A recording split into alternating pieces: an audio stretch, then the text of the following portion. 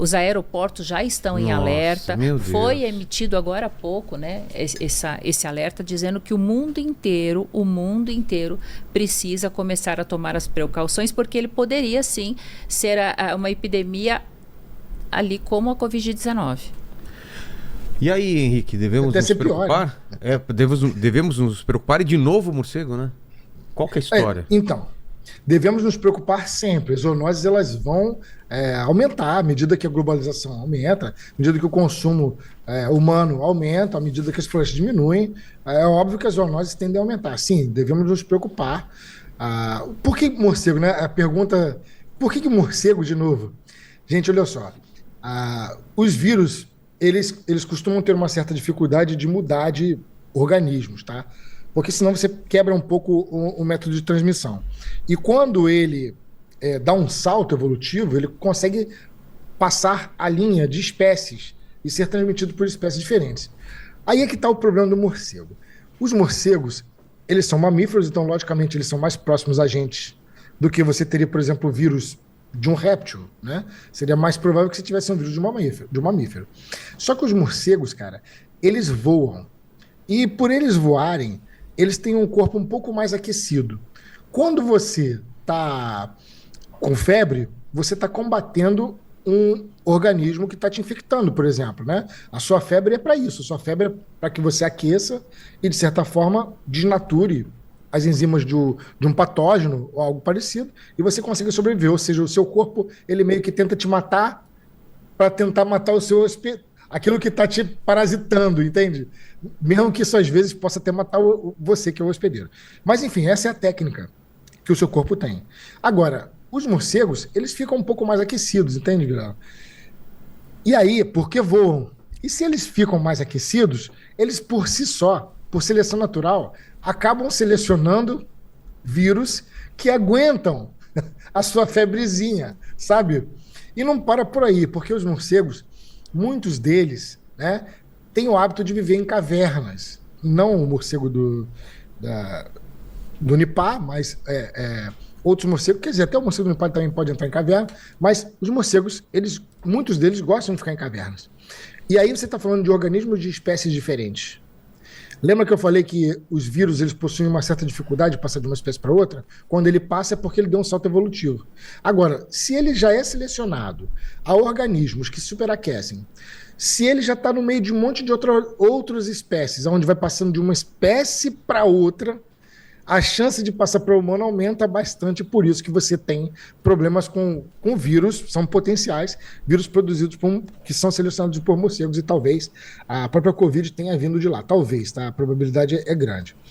E aí, dessa maneira, o Nipah, a gente sabe que é um vírus que vem oriundo desses morcegos, que o pessoal chamava antigamente de macroquirópteros, né? A classificação mudou um pouco, né? É o Inquiróptero e Yanquiróptero, são aqueles morcegos frugívoros que têm umas asas grandonas, o morcego raposa. Eles não são comedores, não são sugadores de sangue, não. Eles são comedores de frutos. Eles comem frutos. E aí o que acontece? Você já tinha identificado o Nipah vírus em criação de porcos lá na Malásia. Por que isso acontecia? Porque o morcego, ele é um morcego frugívoro, ele come frutinha, então ele comia as frutinhas, e a frutinha que caía com a saliva dele, que esse vírus é um vírus dos paramyxovírus, que é do mesmo grupo do sarampo, e aí tem um perigo, me lembra de falar sobre isso depois. Esse vírus, ele é passado pelas secreções, um pouco semelhante ao vírus da raiva, sabe? O porco vai lá, comia o fruto que foi mordido por esse morcego, se contaminava, e aí o ser humano se contaminava com esses porcos, com essas criações que estavam próximas aos morcegos. E aí, como a letalidade parece ser muito alta, esse vírus ele meio que fica contido, né? Se diminui a letalidade, ele se espalha mais. Se a letalidade é muito alta, ele se espalha menos. Isso é uma regra matemática. Então você tinha ali uma letalidade altíssima, o pessoal conseguiu isolar, porém começou a aparecer e a gente já conhece ele desde 1999, se não me engano. E agora a gente está encontrando ele na Índia. A gente já teve, se não me engano, 300 casos de óbito por conta desse vírus, e agora em Bangladesh tem 2 locais na Índia, se eu não me engano, onde ocorreu isso. Está isolado. Você teve um encontro sem ser porcos como intermediário, pessoas que provavelmente comeram frutas que foi mordida por esse morcego, se contaminaram, foram para o posto e do posto contaminaram os agentes de saúde. Então, se descobriu que esse vírus agora ele tem o potencial de passar de humano para humano. E isso é um problema sério. Se ele passa de humano para humano, você pode sim ter um problema sério como você teve na Covid. Essa é uma realidade, ela existe. Tanto é que você tem a OMS muito preocupada com o que está acontecendo, estudando inclusive esse vírus. E não pensa que os países que lidam com guerra também não estão preocupados com isso não, porque isso é uma arma de guerra também, um potencial biológico, tá? A realidade seja dita. Então, existem estudos, a OMS está muito preocupada e tentando isolar, mas que existe potencialidade disso virar uma nova zoonose, ela existe, não vamos negar que não existe, existe. Porém, até o momento que a gente sabe, está controlada. Agora eu quero lembrar o seguinte, aí agora falando sobre uma perspectiva apocalíptica, tá? Mas lembre-se, isso aqui é uma especulação. Tá. Lembra que ele é do mesmo grupo dos vírus do sarampo. E o sarampo, cara, é um vírus de aerossol, que é pior ainda do que a Covid. Um vírus de aerossol significa que se tu entrar numa sala de aula contaminado, tu contamina 95% das pessoas. Não são gotículas, é o ar. É o aerossol, ele espalha de uma forma meio, assim, bem mais vaporizada. Nossa. E aí o que acontece? Não é assim que ele se transmite, tá? Ele está sendo transmitido pela saliva, etc., secreções, contato direto, mas se essa possibilidade existir, se um dia ele muta, você pode ter uma pandemia em cima disso aí. Então, parece bobeira, o que eu estou falando aqui não é para alarmar ninguém, tá? Não é assim que ele é passado, parece estar controlado, o índice de letalidade é alto e por isso ele fica um pouco mais isolado. Mas quando a gente trabalha com zoonoses, quando a gente trabalha com pandemia, essas modelagens, que são feitas por cálculos de modelagem, são cálculos muito pesados de comportamento viral, etc., elas indicam que, de tempos em tempos, nós teremos surtos virais. Isso é certo. Assim como tivemos a influenza, assim como tivemos a Covid, nós vamos ter outra. A ideia é que isso seja de 100 em 100 anos, mas ela pode reduzir o tempo justamente porque nós somos cosmopolitas, porque nós agora somos mais globais, porque agora os transportes são mais fáceis. Então isso pode acontecer, entende? Então é um vírus a ser estudado, com um potencial muito, muito grande. Porém, eu quero lembrar, aqui no Brasil não tem esse tipo de morcego, que é o tipo de morcego característico de reservatório. Tá? A não ser que o nosso morcego aqui, que são os antigos microquirópteros, né, se contamine, que é uma possibilidade também, não vou negar. Mas até o momento, o reservatório são aqueles morcegos com cara de raposa. Ô, Henrique, só uma pergunta. Você falou que desde no final da década de 90, né, em Bangladesh, na Índia, já tinham descoberto. Na Malásia, sim. Na Malásia. Não houve nenhum tipo de tentativa de desenvolver algum tipo de vacina ou algum tipo de prevenção? E por que isso não aconteceu? E por que isso não aconteceu? E por que a letalidade agora, aparentemente, acho que é o caso mais grave, né, dos surtos que já aconteceram, o caso que está acontecendo agora. É por algum tipo de mutação que o vírus teve ao longo do processo?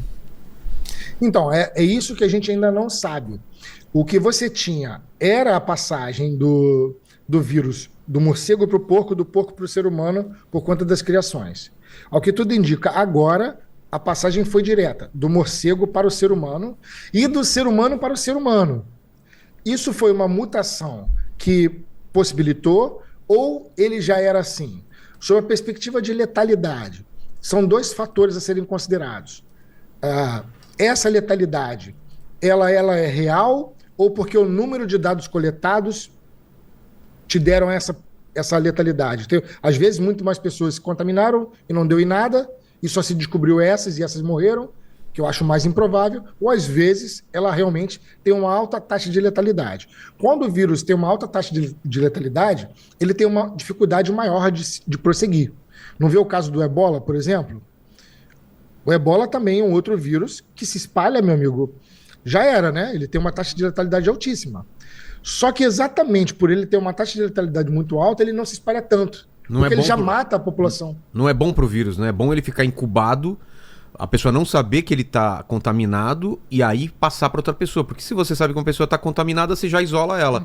Então pro vírus, essa evolução, essa mutação é interessante que passe uma mutação que ele fique incubado, né? Que ele fique disfarçado. Não, que ele fique menos letal, né? Para um parasita tem isso. Tá. Se ele é menos letal, ele consegue abranger maior quantidade de indivíduos. Se ele é muito letal, ele vai correr menos, né? O índice de abrangência dele é menor. Mas o fato é, ele está aí, está acontecendo em uma cidade muito populosa, tá o Marcílio aqui que pode falar melhor do que isso, que eu. É muito populosa a cidade. E, cara, o potencial de se espalhar tem, é inegável que tem. E se não for esse, uma coisa eu posso dizer para vocês. Se não for esse, que eu acredito que não seja, uma hora ou outra nós teremos, sim, uma outra zoonose que vai causar problemas, uma outra pandemia. Sobre a perspectiva de vacina, Marcílio, parece que a gente já tem um soro para ele, tá? Vacina em desenvolvimento.